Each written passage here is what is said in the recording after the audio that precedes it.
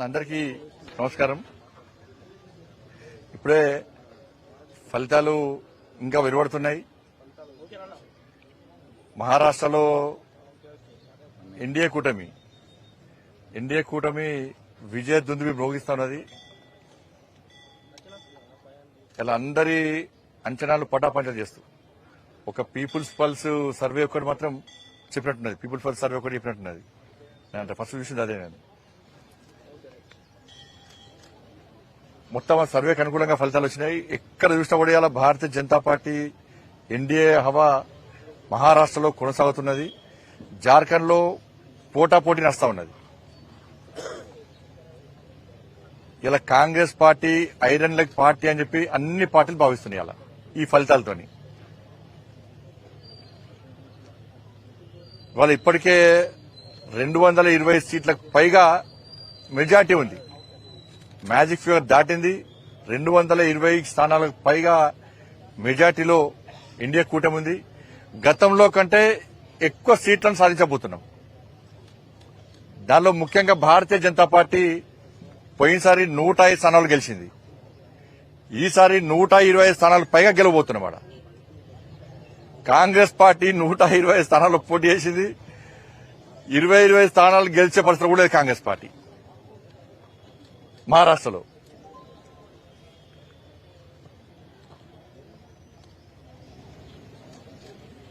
దాంతోపాటు యూపీలో కూడా 9 స్థానాల్లో 7 స్థానాల్లో భారతీయ జనతా పార్టీ మెజార్టీలో ఉంది. కాబట్టి మహారాష్ట్రలో కాంగ్రెస్ పార్టీ కూటమి ఎన్డీఏ కూటమి ఎన్ని అబద్ద ప్రచారాలు చేసినప్పుడు కూడా ఇవాళ ప్రజలు వాటిని నమ్మలేదు. నరేంద్ర మోడీ గారి నాయకత్వం మీరు నరేంద్ర మోడీ గారి యొక్క అభివృద్ది మంత్రమాల పనిచేసింది. వారి విశ్వాసాన్ని నమ్మకం ప్రజలు రెండవసారి ఇవాళ ఎన్డీఏ కూటమికి అధికారాన్ని అప్పయ్యారు. ఒకసారి ప్రభుత్వంలోకి వచ్చినాక నెక్స్ట్ టైం మెజార్టీ తగ్గుతుంది. కానీ ఈసారి మెజార్టీ విపరీతంగా పెరిగింది సార్.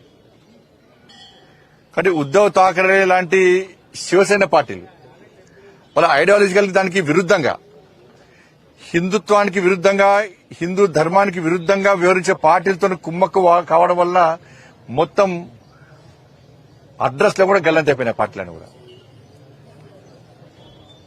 కానీ మహారాష్ట్రలో హిందూ సమాజం వాళ్ళ చైతన్యాన్ని చాటింది. ఎంఐఎం పార్టీతో కాంగ్రెస్ పార్టీ కుమ్మక్కై ఓట్లను చీల్చే ప్రయత్నం చేశారు. అనేక రకాల కుట్రలు చేశారు. అక్కడ ధర్మం గెలిచింది. ప్రజలు చీలిపోద్దని చెప్పి బటెంగేతో కటెంగే అని చెప్పి ఒక సందేశం అది ప్రజలకు వెళ్ళింది. ప్రజలు వాళ్ళ ఐక్యతను ప్రదర్శించారు. మహారాష్ట్ర ప్రజల ఐక్యతనే ఇలా ఎన్డీఏ కూటమికి విజయానికి నాంది. వాళ్ళ ఇలా సమాజం ఐక్యంగా ఉంటే ఏ విధంగా ఫలితాలు వస్తాయో ఇలా మహారాష్ట్ర ఫలితాలు స్పష్టం చేస్తాయి. కాంగ్రెస్ పార్టీ విపరీతంగా తెలంగాణ నుంచి డబ్బులు మొత్తం కాంగ్రెస్ పార్టీకి పోయినాయి. మహారాష్ట్రలో ఖర్చు పెట్టిన డబ్బంతా ఇటు తెలంగాణ నుంచి అటు కర్ణాటక నుంచి సంచులు పోయినాయి. 1,000 కోట్ల రూపాయలు పోయినాయి. అలా డబ్బులు విపరీతం ఖర్చు పెట్టారు. డబ్బుల ద్వారా అబద్దాల ద్వారా గెలుద్దాం ప్రయత్నం చేశారు. అవి పనిచేయలే. మహారాష్ట్రలో కాంగ్రెస్ కూటమికి ఓటమికి కారణం కాంగ్రెస్ తెలంగాణ కర్ణాటక రాష్ట్రాల ప్రభుత్వాల యొక్క వైఫల్యాలే. ఆ కూటమికి వైఫల్యానికి ఓడిపోవడానికి కారణం. ఎందుకంటే హిమాచల్ ఎన్నికల పేరు చెప్పి కర్ణాటకలో గెలిచారు. కర్ణాటక ఎన్నికల ఫలితాలు చూపెట్టి తెలంగాణలో గెలిచారు. ఈ 3 రాష్ట్రాల ఫలితాలను పెట్టించి 3 ముఖ్యమంత్రులు తీసుకుపోయారు. ఇక చూడు, నన్ను చూడు, అందరూ చూడు, మొత్తం మహారాష్ట్ర మొత్తం తెలంగాణ రాష్ట్ర ముఖ్యమంత్రి రేవంత్ రెడ్డి గారు అయితే ఒక 10 సార్లు వేయండి కావచ్చు. ఆయన వేయిన సీట్లు మొత్తం ఓడిపోయినాయి. కర్ణాటక ముఖ్యమంత్రి వేయండు, తెలంగాణ ముఖ్యమంత్రి వేయండు, హిమాచల్ ముఖ్యమంత్రి వేయండు. వీళ్ళతో విపరీతంగా ప్రచారం చేశారు. మేము ఇన్ని హామీలు ఇచ్చినాం, ఈ గ్యారెంటీ ఇచ్చినాం, 10 గ్యారెంటీలు అక్కడ, 5 న్యాయం చెప్పి కర్ణాటకలా, 6 గ్యారెంటీలు అని చెప్పి తెలంగాణలో మేము అమలు చేస్తామంటే ప్రజలు ఇక్కడ ఏ విధంగా ధోకా చేసింది కాంగ్రెస్ పార్టీ, ఏ విధంగా నమ్మక ద్రోహం చేసింది 3 రాష్ట్రాల్లో, ఏ విధంగా ప్రజలను వంచింది, ఎన్నికల ముందు హామీలు ఇచ్చే విధంగా మోసం చేసింది. తిరిగి మహారాష్ట్రలో ఏ విధంగా తప్పుడు ప్రచారం చేస్తుందో ప్రజలు విశ్వసించరు, ఆ నమ్మిరు, వాళ్ళు అన్ని వాస్తవ విషయాలు గ్రహించారు. కాబట్టి ఇప్పుడు కాంగ్రెస్ పార్టీ ఓటమికి కారణం తెలంగాణలో కాంగ్రెస్ ప్రభుత్వం, కర్ణాటకలో కాంగ్రెస్ ప్రభుత్వం, హిమాచల్లో కాంగ్రెస్ ప్రభుత్వం యొక్క వైఫల్యాలు, ఇచ్చిన హామీలు నెరవేర్చకుండా ఉల్టా తప్పుడు ప్రచారం చేయడం వల్లనే ఇలా మహారాష్ట్రలో కాంగ్రెస్ కూటమి ఓటమి చెందింది. నరేంద్ర మోడీ గారు ఈ దేశాన్ని అభివృద్ధి చేస్తున్న తీరు, గతంలో మహారాష్ట్రను అభివృద్ధి చేసిన తీరు, మహారాష్ట్రలో నరేంద్ర మోడీ ప్రభుత్వం సంక్షేమ ఫలాలు అందించిన తీరు, మోడీ గారి నాయకత్వం ప్రత్యేక విశ్వాసం, నమ్మకం, మోడీ గారి యొక్క అభివృద్ధి మంత్రం ని ప్రజలు నమ్మిరు కాబట్టే ఈ ఫలితాలు వచ్చినాయి. నిజంగా మహారాష్ట్ర ప్రజలకందరూ కూడా హైట్స్ ఆఫ్.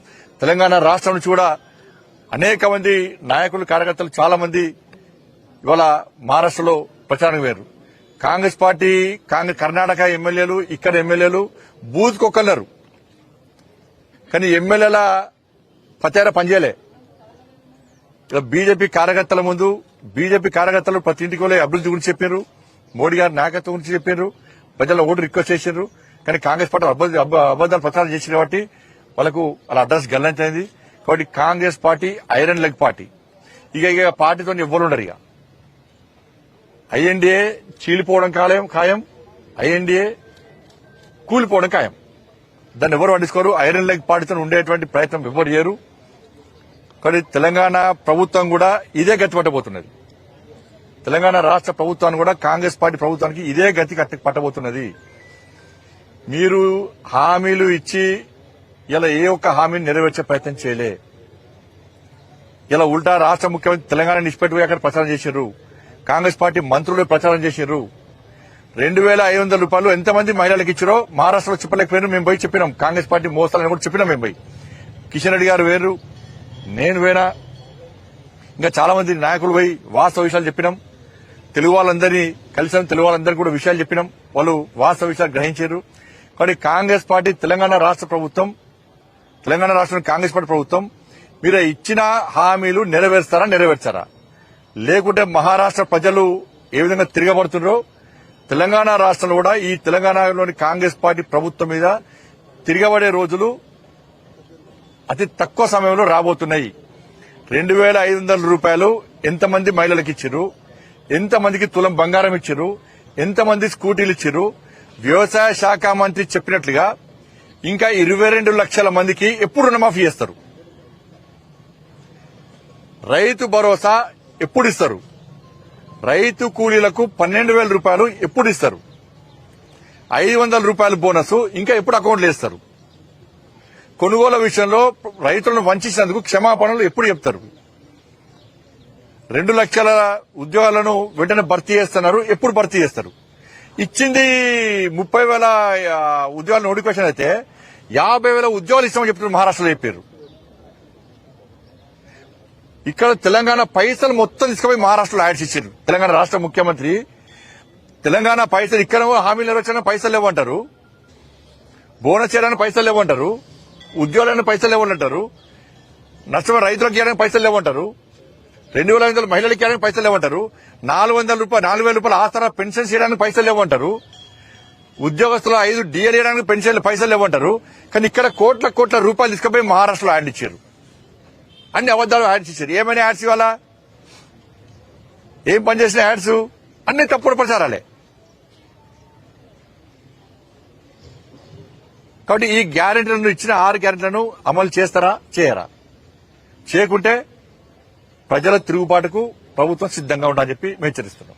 సంజయ్ రౌత్ శివసేన రాజ్యసభ సభ్యుడు బీజేపీ ప్రభుత్వము ఈవీఎంలను ట్యాంపరింగ్ చేసింది కాబట్టి ఇక కామన్ అయిపోయిన శేఖరణ ప్రతిసారి అదే అంటారు. మరి జార్ఖండ్ లో వాళ్ళు గెలిచే అవకాశం లేదు. ఈవెంట్ ట్యాప్ చేసిరా? ఏకనాథ్ షిండే మీద ఇప్పుడు తెలంగాణలో గెలిచిర్రు. తెలంగాణ వాళ్ళ ప్రభుత్వం వచ్చింది కదా, కర్ణాటకలో ప్రభుత్వం వచ్చింది కదా, హిమాచల్లో ప్రభుత్వాలు ఉన్నాయి కదా. అంటే వాళ్ళ ప్రభుత్వాలు లేని కాడ ఎట్లా గెలిచిరు వాళ్ళు? మరి ఈవీఎంలు ట్యాంపరింగ్ చేస్తే పోయినసారి కంటే మాకు దేశంలో మెజార్టీ ఎందుకు తగ్గించుకుంటాం? మేము మొత్తం మాకే వేస్తాయి కదా. వారు 1 సైడ్ అంటే మేము వేసుకుంటాం కదా. కాబట్టి ప్రచార లెవెల్ నంబరు అన్ని ప్రచారం చేస్తేనే లాస్ట్ అయిపోతుంది. దాంతో పక్కా ప్రభావం చూపిస్తాయి. ఇక్కడ ప్రజలు ఆలోచిస్తున్నారు. వాళ్ళ మహారాష్ట్రలో ప్రజలు తిరగబడ్డారు. ప్రజలు ఓటని 500 ద్వారా గుణపాఠం చెప్పారు. ఈ ప్రభుత్వం తప్పు ప్రచారం చేసింది, నమ్మించి మోసం చేసే ప్రయత్నం చేసింది. ఈ ప్రభుత్వాన్ని ఇట్నే చూసి చూడటుంటే మా కుంపలు ముంచుతుంది కాంగ్రెస్ పార్టీ ప్రభుత్వం. కాబట్టి పక్కా ఇక్కడ ప్రజలు చైతన్యం అవుతారు. ఇలా భారతీయ జనతా పార్టీ నేతృత్వంలో మేము యుద్దం ప్రారంభించబోతున్నాం. తప్పకుండా ఈ ప్రభుత్వం గుణపాఠం చెప్తున్నాం. అది మా చైతన్యం ఉంటుంది. కాంగ్రెస్ పార్టీ వాళ్ళకు ఇంకోళ్ళు కూల్చే అవకాశం వాళ్ళు ఇయ్యరు. వాళ్ళే ఇప్పుడు ఈ ఫలితాల తర్వాత కాంగ్రెస్ పార్టీలో లుక్కలు పక్కా చాడతాయి. ఎందుకంటే కాంగ్రెస్ పార్టీ ఎమ్మెల్యేలు మంత్రులు తెలంగాణ రాష్ట్రంలో తిరగలేని పరిస్థితిలో ఉన్నారు. వాళ్ళ మహారాష్ట్ర ఎన్నికల తర్వాత ఫలితాల తర్వాత ఇంకా తిరగలేని స్థితిలో ఇలా కాంగ్రెస్ పార్టీ నాయకులు ఉంటారు. వీళ్ళు ఎన్ని ఊకదమ్ముడు ఉపన్యాసాలు ఇచ్చినా కూడా వీళ్ళ ప్రజలు పట్టించుకోరు. ప్రజలు ప్రశ్నించే స్థాయికి వచ్చారు. ఇప్పుడు ప్రజలు ప్రశ్నించే స్థాయికి వచ్చారు. ప్రజలు నిలదీసే స్థాయికి తెలంగాణ రాష్ట్రంలో వచ్చారు, వస్తారు కూడా. లుకలు స్టార్ట్ అయితే గ్యారంటీ. మహారాష్ట్ర ఫలితాల తర్వాత ఇక ఏం చేస్తారు? ఇక ప్రజలు తిరగలేని పరిస్థితిలో ఆది నాయకత్వం మీద వాళ్ళు ఒత్తిడి తీసుకొస్తారు, ప్రశ్నిస్తారు. కాబట్టి దాన్ని ఏదైనా జరగచ్చు. మేము కూలాలని మేము అనుకుంటలేం. ప్రజల చేత ఎన్నుకోబడ్డ ప్రభుత్వం ప్రజల నిర్ణయం ప్రకారం 5 సంవత్సరాలు ప్రజాస్వామ్య దేశంలో ప్రజాస్వామ్యయుతంగా పాలించాలని చెప్పి మేము కోరుకుంటాం. వాళ్ళు ఇష్టం. అది పక్కా ఉంది. కాంగ్రెస్ పార్టీ ఎమ్మెల్యేల కూడా అసమ్మతి ఉన్నది. ఏం పనులు అవుతలేవు, ఒక్క పైసా నిధులు వస్తలేవు. పోయి 6 గ్యారెంటీల మీద ప్రజలు నిలదీస్తున్నారు, 7 కూడా ప్రశ్నిస్తున్నారు. మేము తిరగలేని పరిస్థితిలో ఉన్నాం, మా పరిస్థితి ఏంది అని వాళ్ళు ఆత్మ విమర్శ చేసుకునే స్థితిలో కాంగ్రెస్ పార్టీ నాయకులు ఉన్నారు. ఇక్కడ ఇప్పుడు నేను అదే అంటాను, కులగణన విషయంలో చెప్పింది అనేక విషయాలు చెప్పింది అండి పోయి. కాబట్టి ఇక్కడ కులగణన విషయంలో ప్రజలకు విశ్వాసం లేదు. కాంగ్రెస్ పార్టీ చేసే కులగణన విషయంలో ప్రజలకు విశ్వాసం లేదు. ఇవాళ మీరు కులగణన చూడండి, ఆ ఫామ్ చూడండి, మీరు మొత్తం పెన్సిల్తో నింపుతారు. ఇది ఎంత పెద్ద స్కామ్ అంటే కులగణన అనేది ఎంత పెద్ద అక్రమం అంటే మొత్తం పెన్సిల్తో నింపుతారు. కానీ ఆ యజమాని మాత్రం పెన్తో సంతకం పెట్టాలట. ఇది ఎక్కడ అర్థం కాదు నాకైతే. అంటే అన్ని తారుమారు చేస్తారు. ఇక అంటే వాళ్ళ కులాలకు అనుగుణంగా ఈ కుల గణనను మార్చుకునేటువంటి ప్రమాదం తెలంగాణ రాష్ట్రంలో ఉంది. అందుకే ప్రజలు సహకరిస్తలేరు. కుల గణన కోసం పోయినా కూడా ప్రజలు 6 గంటలు అడుగుతున్నారు. ఈ పెన్సిల్తో మీరు రాసుడేంది, మేము పెన్తో సంతకం పెట్టుడేంది. కొన్ని గ్రామాల్లో పాప మాయకంగా పెడుతున్నారు. లేకుంటే మీకు పెన్షన్స్ రావు, మీకు గొర్రెలు పోతాయి, మీ బర్రెలు పోతాయి, మీకు ఇండ్లు రావు, మీకు రోజుగారు మేళ, మీకు ఉద్యోగాలు రావు పిల్లలకు అని ఇట్లా భయపడడం వల్ల కొంతమంది సంతకాలు పెడుతున్నారు. కానీ ఇది ఎక్కడ అక్రమం? ఇది ఇలా నేను మళ్ళీ చెప్తున్నా, కేసీఆర్ సమగ్ర సర్వే చేసిండు. మొత్తం రిపోర్ట్ కేసీఆర్ దగ్గర ఉన్నది. కేసీఆర్ దగ్గర నుంచి ఆ రిపోర్ట్ ఎందుకు తీసుకుంటలేదు కాంగ్రెస్ పార్టీ ప్రభుత్వం? వీళ్ళతో ఒకటి కేసీఆర్ అంటే చేసుకున్న పొట్టు సమగ్ర సర్వే పేరు మీద పైసలు చంపాను నేను. కాబట్టి మీకు కూడా ఈ అవకాశం, మీరు కూడా కులగణన పేరు మీద పొట్టు పైసలు చంపుకోవచ్చు, ఆ ఖర్చు మీరు జేబులు నింపుకోవచ్చు అని చెప్పి కేసీఆర్ సలహా మేరకే ఇది చేస్తున్నారు వీళ్ళు. ఇప్పుడు కేసీఆర్ సమగ్ర సర్వే కోట్ల రూపాయలు 1,000 కోట్ల రూపాయలు ఖర్చు పెట్టిండు. ఆయన రిపోర్ట్ ఇవ్వకుంటే ఏం చేయాలి? కేసీఆర్ ఆస్తులు జప్తు చేయాలి. కేసీఆర్ దగ్గర నుంచి పైసలు వసూలు చేయాలి, రికవరీ చేయాలి. ప్రజల పైసలు అవి. నువ్వు సమగ్ర సర్వేని అయ్య కోసం చేసుకున్నావా, తాత కోసం చేసుకున్నావా, ఇంటి కోసం చేసుకున్నావా? పైసలు ప్రజాధనం అది. నువ్వు ప్రజాధనంతో సమగ్ర సర్వే చేసి నువ్వు రిపోర్ట్ ఇవ్వకుండా సంకలం పెట్టుకుని ఫామ్ హౌస్ అంటే ఎవరి కోసం అది? కాబట్టి రికవరీ చేయాలి. అయితే రిపోర్ట్ ఇస్తావా, అయితే పైసలు కడతావా? ధన్యవాదాలు.